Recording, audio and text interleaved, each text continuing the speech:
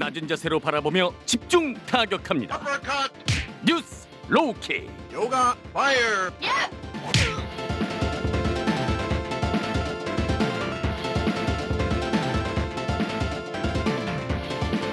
네, 낮은 자세로 이슈를 집중 타격하는 시간이죠. 뉴스 로우킥 시간입니다. 함께할 분들 두 분 오셨어요. 소개를 해드릴게요. 정상근 기자 그리고 김준우 변호사와 함께합니다. 어서 오세요. 안녕하십니까? 안녕하세요. 네, 안녕하세요. 요즘 안녕하냐는 말이 네. 그냥 인사가 아니에요. 정말 다들 안녕하신 거죠? 네. 건강상 우려 때문에. 알겠습니다. 그 윤석열 총장 얘기를 먼저 하죠. 정직 2개월 처분 효력을 정지해달라. 이렇게 집행정지 신청을 했는데 그 신문이 오늘 한 2시간 만에 종료가 된 것 같아요. 정상 기자 내용을 좀 설명을 해 주시죠. 네, 맞습니다. 심리가 오늘 오후 2시부터 서울 행정법원에서 시작이 됐는데 네.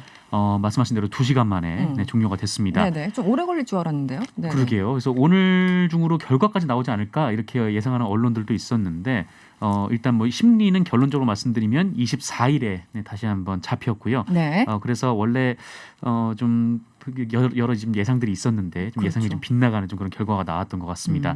그래서 여기 참석한 이 변호사들을 이제 언론에서 취재를 했는데 네. 이 재판부가 이번 집행정지 사건이 사실상 본안 재판과 다름없다 이렇게 좀 보고 간략하게 진행하기는 어렵다는 입장을 밝혔다고 했고요. 네. 그래서 이에 따라 좀 더 심도 깊은 심리를 할 것으로 보인다 이렇게 설명을 했다고 합니다. 사실상 본안 소송과 비슷하다. 네네. 김준우 변호사는 어떻게 보였어요? 뭐 전반적으로 2시간 만에 종료된 것과 재판부의 입장과 또 한 번 뭐 회의를 해보자, 재판을 한번 해보자 이런 건데 어떻게 보였습니까?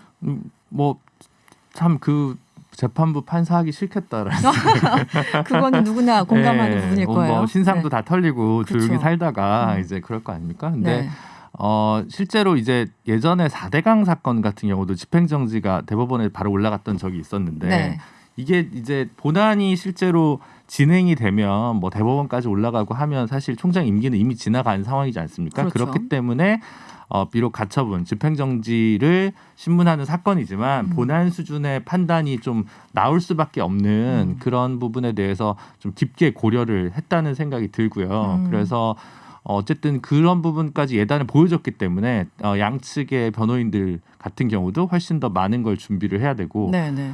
사실 뭐 본인이라고 좋겠습니까? 크리스마스 이브에 다시 재판을 연다는 게 그렇죠. 지금 서초동 기자들 사이 곡소리 날 거 아닙니까? 우리는 지금 그렇기도 물론 하고요. 이제 5인 이하 다 이제 금지되니까 뭐 모임이 특별히 없겠지만 고민은 되게 많이 될 것 같은데요. 일단 쟁점을 좀 설명해 주시면 정직 2개월이 회복할 수 없는 손해, 되돌릴 수 없는 손해에 해당하느냐, 법적으로 기술적으로는 이게 문제이잖아요. 그렇죠. 이제 집행정지 사건에서 요건이 3가지인데 적극적인 요건으로는 이제 회복하기 어려운 손해이냐, 그다음 긴급한 사안이냐 이 2가지가 있고요. 그다음에 이거를 인용해줬을 때 공공복리에 중대한 영향을 미치느냐 안 미치느냐 이것까지 이제 3가지를 주요하게 심사를 해야 되는데요. 네. 지난번 직무배제 사건 같은 경우 재판부가 훨씬 마음이 가벼워요. 왜냐하면 직무배제에 관한 집행정지를 인용하더라도 징계 자체는 징계위원회가 1, 2주 안에 이제 종료가 될 거니까 그 사이의 것만 정지하는 의미가 있기 때문에 사실 재판부 입장에서 훨씬 더 형식적인 절차적인 요건에 관한 심사만 해도 충분했었던 사안이거든요. 근데 네.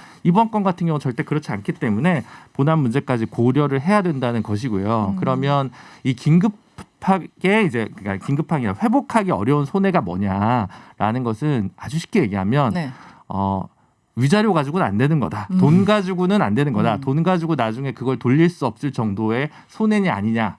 그것도 이제 막연한 손해는 안 되고 구체적인 손해여야 한다는 것이거든요. 이제 그 부분에 관한 입증이 필요할 것이 되고 그 부분과 관련해서 검찰총장으로서의 가지는 특별한 지위, 인사권의 문제, 네. 수사 지휘권의 문제 이런 것들을 윤 총장 측 변호인은 적극적으로 변론할 것이라고 생각이 들고요. 법무부 측 입장에서 보면 이게 만약에 집행정지가 인용이 되면 네. 실제로 임기가 끝날 때까지 이 이제 효력이 실질적으로 없는 거잖아요. 네네. 그럼 사후적으로 보면 정직이 옳았다라고 얘기하면 그에 따라서 뭐 감봉이나 이 정도 수준만 되니까 역으로 인사권에 대한 중대한 침해가 발생할 수 있는 사안인 겁니다. 그래서 일반적인 공무원 혹은 뭐 일반적인 사기업에서의 정직과 관련된 처분 사건이랑 좀 다르죠. 왜냐하면 그때는 정년이 한참 남았으니까 본안 끝나고 나서 그 다음에 정직을 해도 되는데 이번 건은 그렇지 않잖아요. 그런 부분이 또 공공복리에 중대한 영향을 미칠 수 있는 부분이 있기 때문에 지난번과는 오히려 역으로 그 요건, 소극적 요건 부분이 오히려 법무부 측에 조금 더 유리한 방식으로 작동될 개연성이 높다고 보여집니다. 지금 그래도 지금 변호사님이 만약에 판사로 빙의를 하면 네. 어쨌든 이게 법률적으로는 뭐 기술적으로 이걸 따질 수 있는데 네. 판사도 또 사람이니만큼 그쵸. 이게 굉장히 또 정치적인 내용이기도 하잖아요. 되게 나쁜 말로 이제 판사스러움이라는 게 있거든요. 예. 판사답다와 판사스러움은 비슷한 것 같지만 전혀 다른 맥락. 이제 양비론에 입각해서 절충적인 견해를 묘하게 잘 만들어내는 게 이제 네. 조금 더 논리칙상 좀 더 정치하게, 그러니까 폴리티컬하다는 의미가 아니라 네네네네. 정교하게 정교하게. 맞추는 거거든요. 네. 그러면 제가 생각하기에 제가 재판부라면 네. 징계 사유 중에서 일부는 징계 사유에 해당하는데 일부는 징계 사유인지 좀 미진한 애매하고. 부분이 있다.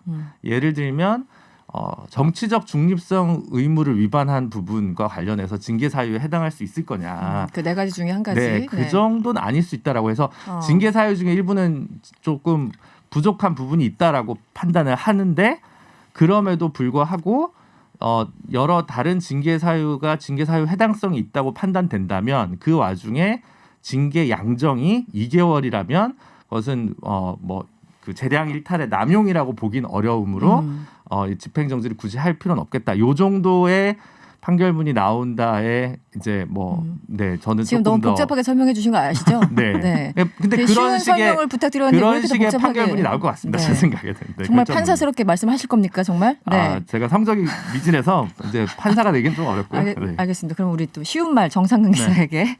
그래서 지난달 25일에는 네네. 윤석열 총장이 추미애 법무장관의 직무집행 정지 이거 진짜 부당해. 이래가지고 집행정지 신청됐고 일주일 만에 어쨌든 복귀했잖아요. 네, 그렇죠. 이번에는 이제 뭐 법률가의 시각이 아니라 이제 보시면 이제 많은 의견들을 여기저기서 들으실 텐데 네. 법무부 검사징계위원회 통과했고 대통령 재가도 거쳤어요. 어떤 전망들이 좀 많이 나오나요? 글쎄요. 이것도 양비론인가요? 이쪽도 많이 나오고 네. 저쪽도 많이 나와. 기자답게 모르겠습니다. 근데 기자답게. 네, 일단 제가 네. 얘기를 들어본 분들 같은 경우에는 네. 좀 이제 이전에 좀 갖춰본 그 결과와는 좀 다른 결과가 나올 거다라고 얘기하시는 분들이 조금 더 많긴 했는데, 네. 근데 이쪽에서 이미, 얘기하시는 분들의 나름의 논리가 있고 또 반대편에서 얘기하시는 각각의 논리가 분들의 있죠. 나름의 네. 논리가 있기 때문에 게다가 또 이 판사분이 또 어떻게 판단할지는 전혀 좀 감이 안 잡히는 상황이잖아요. 네. 같은 사건도 사실 판사에 따라서 너무나 달라지는 거 우리 많이 경험을 해봤으니까 네, 네. 정말 예측하기는 좀 어려운 그런 상황 같긴 합니다. 그러니까 이제 단순히 이제 24일. 본안을 놓고 본다고 한다는 것이 결국 그것이 역으로 이런 재판이 예정돼 있었기 때문에 예상할 수 있었기 때문에 징계위원회에서도 그 당시에 새벽까지 이제 고민을 하면서 결국 이제 정직 2개월로 나온 네네, 거였잖아요. 이게 만약에 정직 6개월이었으면 제가 지난주에 나와서 말씀드렸다시피 맞아요. 해임에 준하는 거기 때문에 맞아요. 네네네. 재판에서 100점 100패 할 거라고 저는 생각을 하고 근데 정직 2개월이다. 요거는 조금 그 법무부 측에 손을 들어줄 개연성이 높은 양정입니다. 결국 이제 결과를 놓고 같이 종합적으로 판단할 수밖에 없기 때문에 순수 연역적으로 이 논리측이 다 형성되는 건 아니잖아요. 약간 귀납도 같이 이제 껴있기 때문에 김준우 그렇게 변호사님은 그때 저희 방송에 나와서 정직 한 3개월 정도 얘기하셨던가요? 네. 제가 최대 3개월 정직 어. 최대 3개월 정도를 예상을 했고 네. 거의 방송가에서 네. 단독설, 소수설. 소수설. 네, 그래서 네. 뭐랄까요 정치적 성향으로는 우리 국민의힘 지지자분들이나 더불어민주당 지지자분들 양쪽이 싫어하는. 악플을 받고 어쨌든 저번에 그 정직 3개월 말씀하셔가지고 거의 비슷하게 맞추셔가지고 네, 거의 제가 문어로 그날부터 존경하기 시작했어요. 네. 그전에는 안 존경했는데 꽤 비슷하게 예측을 하셨다 이렇게 생각을 하고 이번에 조금 더 보겠어요. 한 번 더 이제 또 심의가 열리니까 봐야 될 거고 24일이라고 하셨습니까? 네, 24일 크리스마스 오후에 이브군요. 된다고 합니다. 알겠습니다. 다음 이슈로 한번 넘어가 볼까요? 5인 이상 집합 금지. 네, 코로나19 확산을 막기 위해서 24일부터 전국 식당에서 5인 이상의 모임이 전면 금지됩니다. 사적 모임 금지 이렇게 표현을 하죠. 네네. 수도권은 오늘 밤 12시부터고 정상근 기자 어떤 조치가 시행되나요? 네, 오늘 정부가 내놓은 방안을 보면 이 스키장을 비롯해서 겨울 스포츠 시설 운영이 전면 중단이 되고요. 그리고 정동진이나 이 간절곶, 이 네네. 남산공원, 이 해돋이 명소들 있지 않습니까? 맞아요. 네. 여기도 폐쇄를 하기로 했습니다. 네. 크리스마스 이브부터 내년 1월 3일까지 이 조치가 이어지는 상황이고요. 그리고 말씀하신 대로 전국의 모든 식당에서 5인 이상의 모임이 금지가 되고 이것도 강제 사항입니다. 그리고 이 종교시설의 경우에는 수도권에 적용 중인 이 사회적 거리두기 2.5단계를 전국으로 확대 적용해서 정규 예배라든지 미사, 법회 등은 비대면으로 해야 되고요. 파티룸 운영이 전면 중단되고 또 네. 영화관도 오후 9시 이후에 문을 닫게 됩니다. 사실상 뭐 3단계 버금가는 네네. 굉장히 강력한 조치들이죠. 김주희 변호사님 이걸 위반하게 되면 어떤 처벌을 받게 되나요? 그게 지금 이제 5인 이하 모임 같은 경우에 사적 네. 모임에 있어서 정부 지침은 아마 권고로 네. 나와 있을 건데 네. 수도권 같은 경우는 별도 고시가 있었기 때문에 과태료 조치가 충분히 가능합니다. 과태료. 근데 네. 가족 모임이 어떻게 되는 거냐라는 게 이제 제일 문제가 되잖아요. 네. 일단 하나 큰 갈래는 공적 모임과 사적 모임입니다. 그래서 네. 라디오에서 4명의 패널이 있고 진행자가 있어서 5명이면 이제 안 되는 거 아니냐. 네. 저도 고민했는데 사적 모임이 아닌 것으로 그렇죠. 판단을 해서 이제 그건 괜찮을 것 네, 같고요. 우리 사적으로 절대 안 만나요. 네. 네. 네. 그리고 그 이제 그 가족 모임과 관련해서 그 수도권의 기준으로 놓고 보면 집에서 모여도 5명 이상이 모여도 문제가 될 수가 있습니다. 네, 물론 네. 이제 그걸 다 자경단이 나서서 이제 하진 신고를 않겠지만, 할 거냐의 네. 문제이긴 하지만 다만 그게 반드시 그 가족 관계 그러니까 그 등록부의 주민등록상에 같은 거주지인 경우는 당연히 네, 예외가 원래 살고 되고요. 있던 사람들은 괜찮죠. 직계 네. 가족인 경우에도 음. 괜찮습니다. 네네. 그러니까 이제 할아버지, 아버지, 뭐 이렇게 손녀, 뭐 이렇게 예를 들어 3대가 모였다 이제 직계잖아요. 네. 직계는 괜찮습니다. 근데 여기 뭐 사촌쯤 꼈다. 그러면 이제 문제가 될 수 있습니다. 네. 그 정도가 있고요. 그래서 그 부분은 서울시 홈페이지 가시면 네. 고시에 잘 나와 있으니까 한번 눈여겨 보셨으면 좋겠습니다. 굳이 뭐 크리스마스, 연말, 연초 친척들 만나고 싶지만 굳이 연락해서 만나지는 말자 이번만큼은 네, 조금 그렇죠. 참자 뭐 이런 거잖아요. 취지를 이해해 주시면 될 것 같은데 그럼에도 불구하고 좀 썰렁하고 좀 외롭기도 하고 그런 면이 분명히 있어요. 요즘 그나저나 두 분은 어떻게 지내십니까?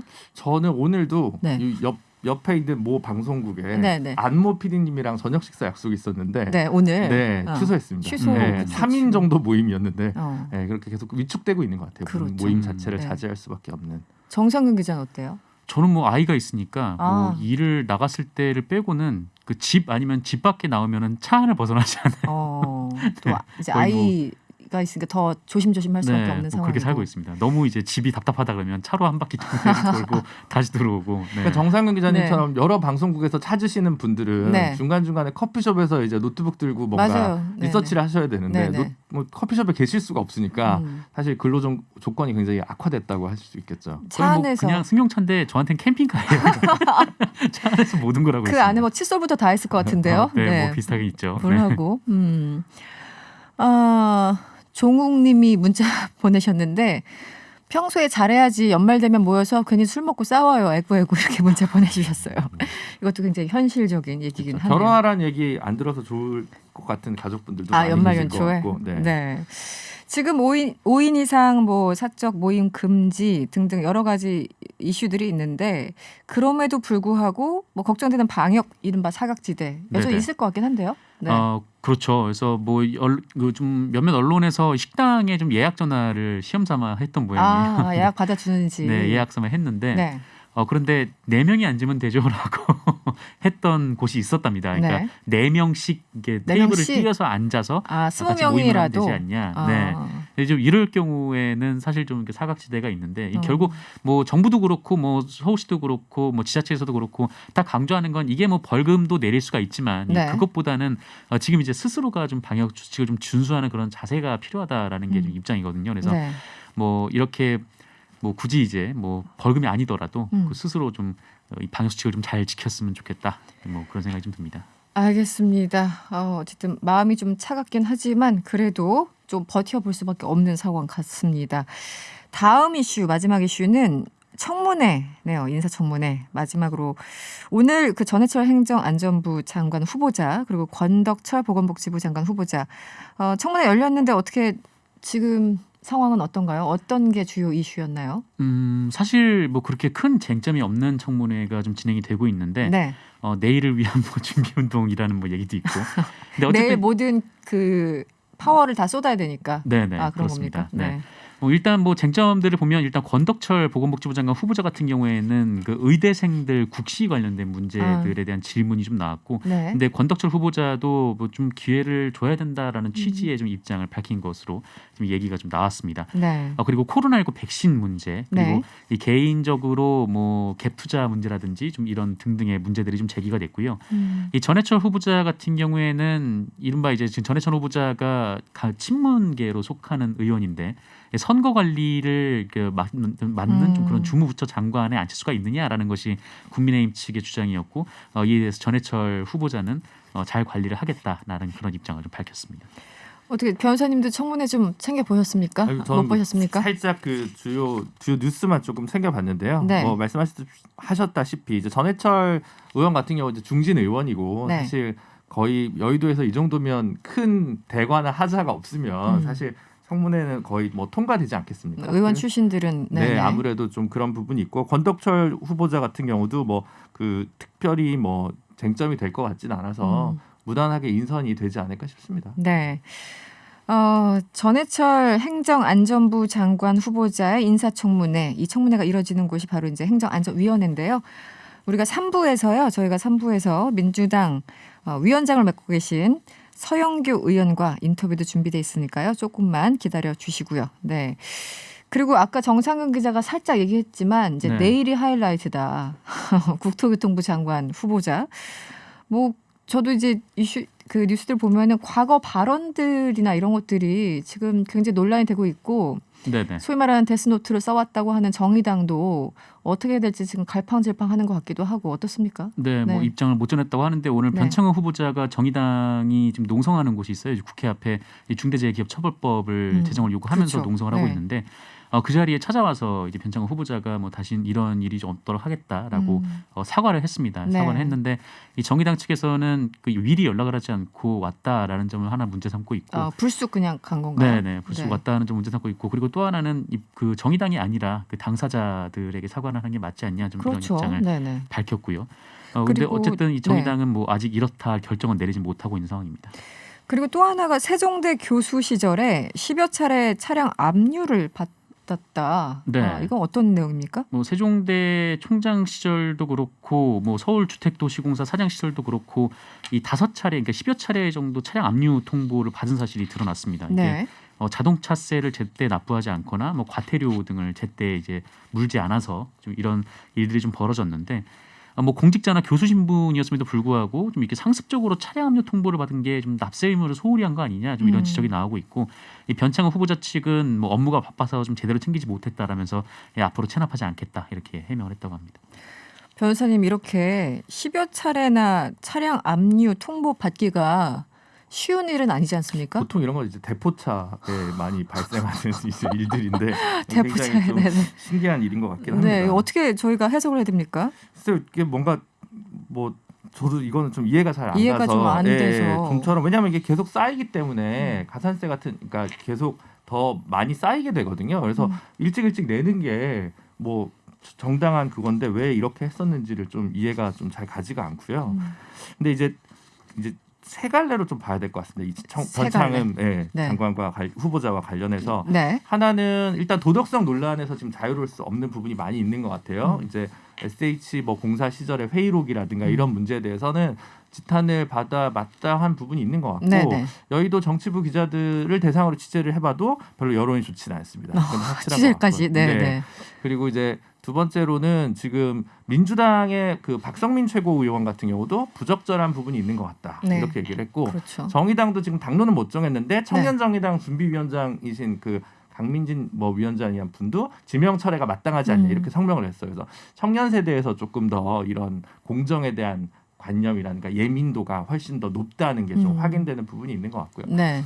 세 번째는 계속 나왔던 얘기인데, 도덕성 논란과 정책 검증 중에서 도덕성 논란 중심으로만 항상 인사청문회가 이루어지면서 네, 주로 그랬죠. 사실은 시장에서는 그 변창흠 장관 후보자가 그동안 보였던 어떤 주택 정책에 관한 어떤 철학들에 대해서 또 반대하는 견해가 상당하고, 네. 그에 관해서 사실 의미 있는 사회적 공론의 장이 이번 청문회 과정을 통해서 이루어지는 게 좀 바람직한데 결국 이번에도 약간 도덕성 논란, 정책보다는. 설화 논란 이런 네. 것들을 중심으로 내일 청문회가 파라리 네. 차지할 것이 예상돼서 네. 그 부분이 사실 좀 좋지 않지 않나. 그래서 예전부터 도덕성 논란은 문제가 되면 내리겠지만 사전에 비공개로 하고 만약 그 1단계에서 통과를 못한 경우에 거기서 내리고 2단계에서 정책 검증을 좀 하면서 국민들한테 신임 국토부 장관으로서 주거 안정을 어떻게 할 것인지 현재 부동산 정책의 미스들은 어떻게 해결할 것인가에 대한 논의가 돼야 되는데 그 부분이 또 사라질 위기에 처해 있다라는 부분이 좀 안타깝습니다.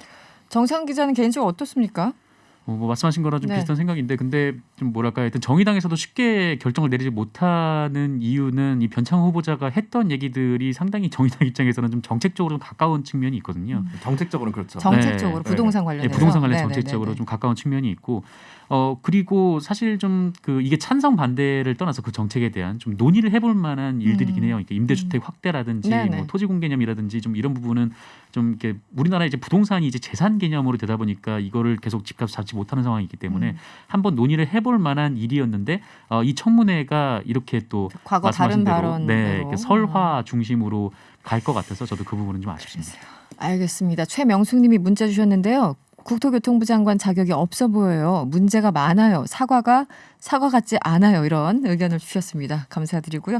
네, 뉴스 노킥 시간이었습니다. 맞춰야 되겠네요. 지금까지 정상근 기자 그리고 김준우 변호사와 함께했습니다. 오늘 고맙습니다. 고맙습니다. 네, 감사합니다.